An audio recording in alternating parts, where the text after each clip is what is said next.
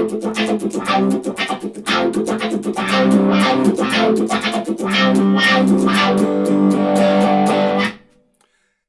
it's good to see you again. Thanks for tuning in to See It Again Cinema. For this episode, the featured flick is Shaft, which the Criterion Collection recently reissued. So it's been about 20 years since I've seen this movie when I was a lowly customer service representative at Blockbuster. And I don't remember a lot of the movie except thinking that the DVD transfer seemed quite subpar. Not high quality enough. So I'm really glad the Criterion Collection is giving this classic its due.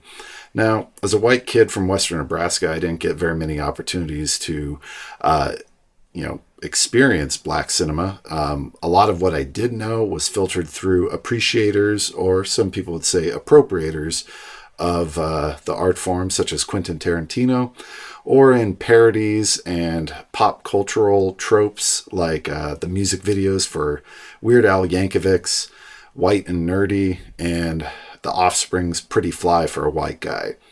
Seems like this was a popular thing to do in the 90s. So fast forward to April 2007, and the Mary Reepma Ross Theater at the University of Nebraska-Lincoln put on a film festival with the African American and African Studies department. And wow, it was eye-opening.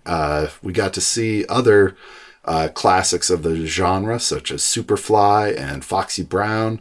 And since then, I've learned and been interested in depictions of race and identity in cinema, which is why later on I was able to check out African filmmakers like Ousmane Sembene with Hala and Black Girl, and Mambetti's Tuki Buki, which is also in the Criterion Collection, worth checking out.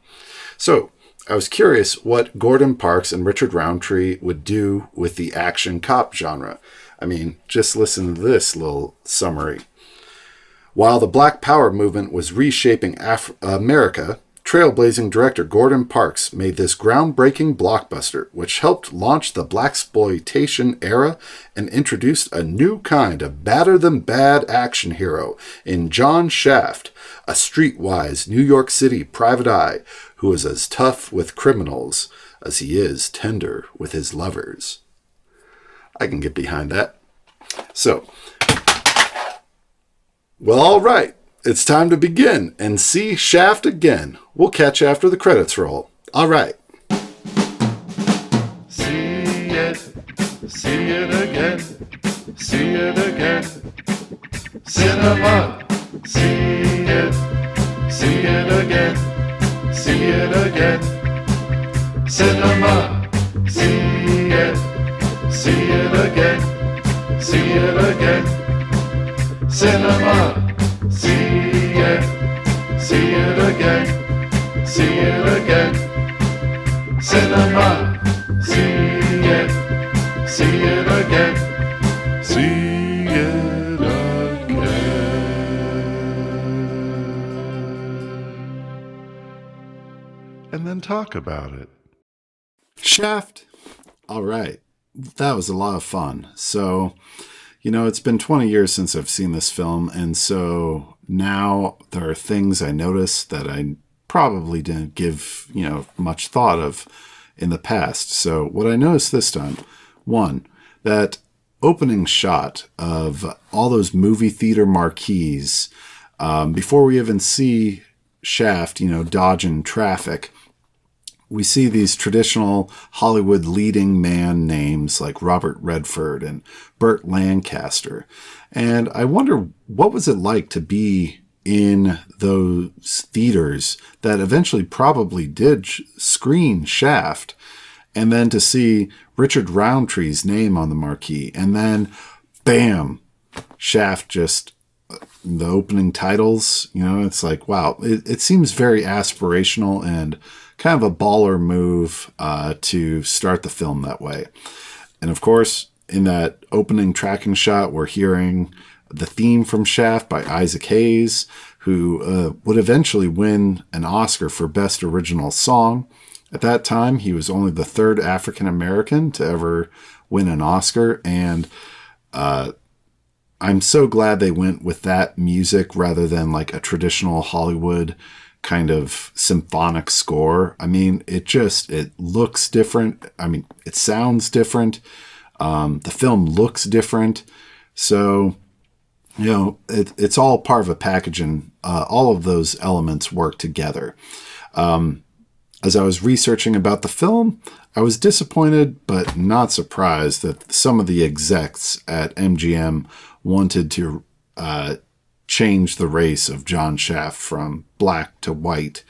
So I'm really glad that they didn't. And I have this theory that anytime a new work of mass media is trying to look different and do something revolutionary, it is often superimposed upon something that's really quite traditional. And the second thing I really noticed about this film is how it's built on kind of a mythic fairy tale structure of rescue the kidnapped princess from the castle. Think about when video games first had to have some kind of plot driving the action, like The Legend of Zelda or Super Mario Brothers. Those were also rescue the kidnapped princess stories. So as I was watching the film, I couldn't help but think that this was a big influence on Martin Scorsese when he did Taxi Driver.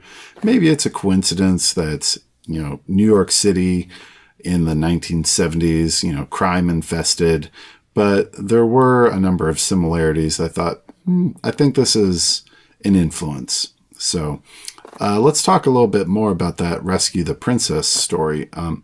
Princess Marcy, wow. I didn't remember her at all, and I can tell that's because she had zero agency, zero lines of dialogue. She was just there to cry and be the object to be rescued.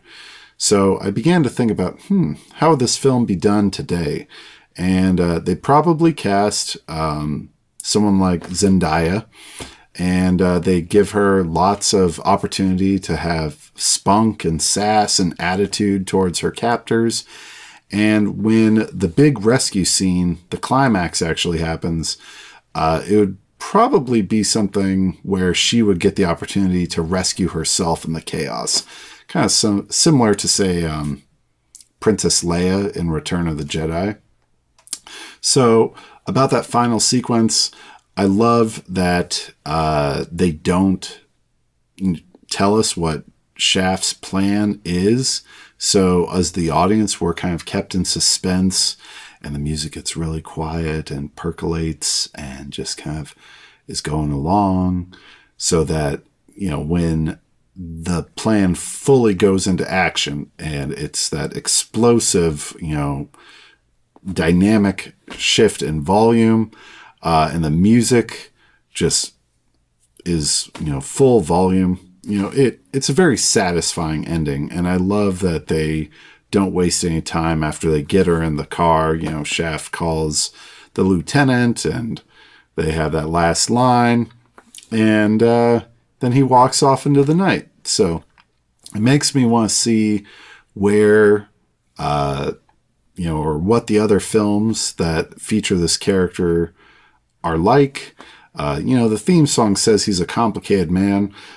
I didn't really get the impression that he was that complicated of a guy. I know he has to, internally he doesn't seem that complicated, although the situation he's trying to balance with the Italian mafia, the NYPD, and the Harlem gang, and the Black Panthers. That's a complex situation, but I don't necessarily think that it created like a complicated character. He seemed to always know just what to do in every situation. So, well, all right. That'll do it for this episode of See It Again Cinema, where old movies make magical new memories. Thanks for rewatching, and we'll see you next time. Is that wah guitar I hear? Yeah. See it again, see it again, cinema. See it again, see it again. Cinema, see